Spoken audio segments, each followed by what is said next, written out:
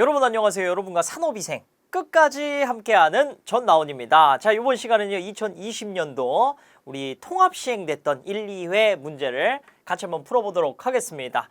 자, 이번에 이제 치러졌던 이제 1, 2회 통합 시행 문제는요 난이도가 뭐 평이한 수준.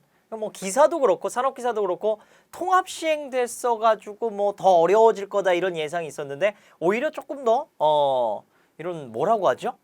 뭔가 100% 준 그런 느낌의 좀 기출 문제, 기출 회차가 아니었나 이런 좀 생각을 해봅니다. 자, 요 회차 중에 좀 까다로운 문제들만 제가 중점적으로 짚어서 넘어가도록 하겠습니다. 자, 1번부터 보죠. 정교한 작업을 위한 작업대 높이의 개선 방법으로 가장 적절한 것은 이걸 뭐 외워야 되는 부분이죠. 팔꿈치 높이보다 한 5에서 10cm 정도 높게 설정을 해줘야 되는 거죠. 4번으로 잡아주시면 되겠고요. 자, 2번 갑니다. 상시 근로자가 100명인 A 사업장의 지난 1년간의 재해 통계를 조사한 결과 도수율이 4고 강도율이 1이었다 그랬습니다.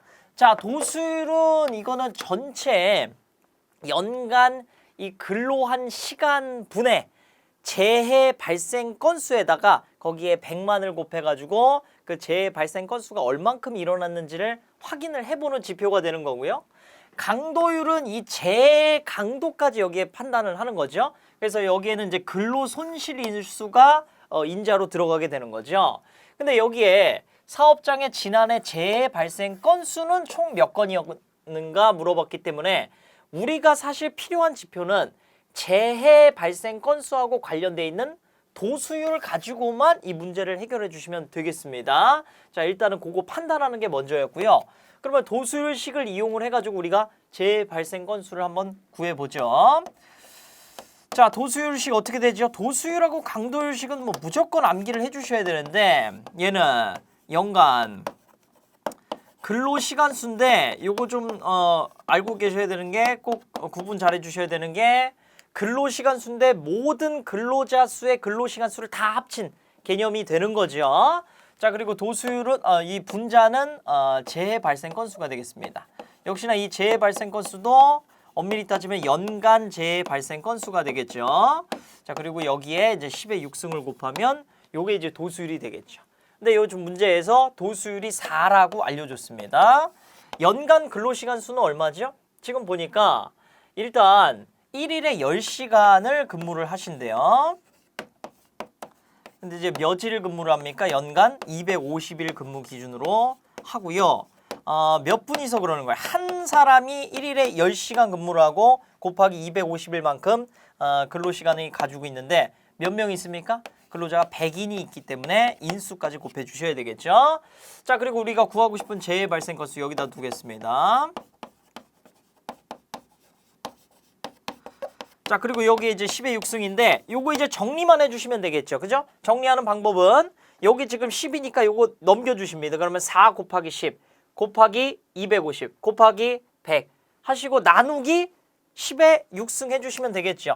자, 그러면은 재해 발생 건수 나오죠. 얼마로 나오나요 이게? 연간 재해 발생 건수 1로 산출이 되나요? 그래서 1 답도 1번이 되겠습니다. 잡아주시면 되겠고요. 3번으로 넘어가겠습니다.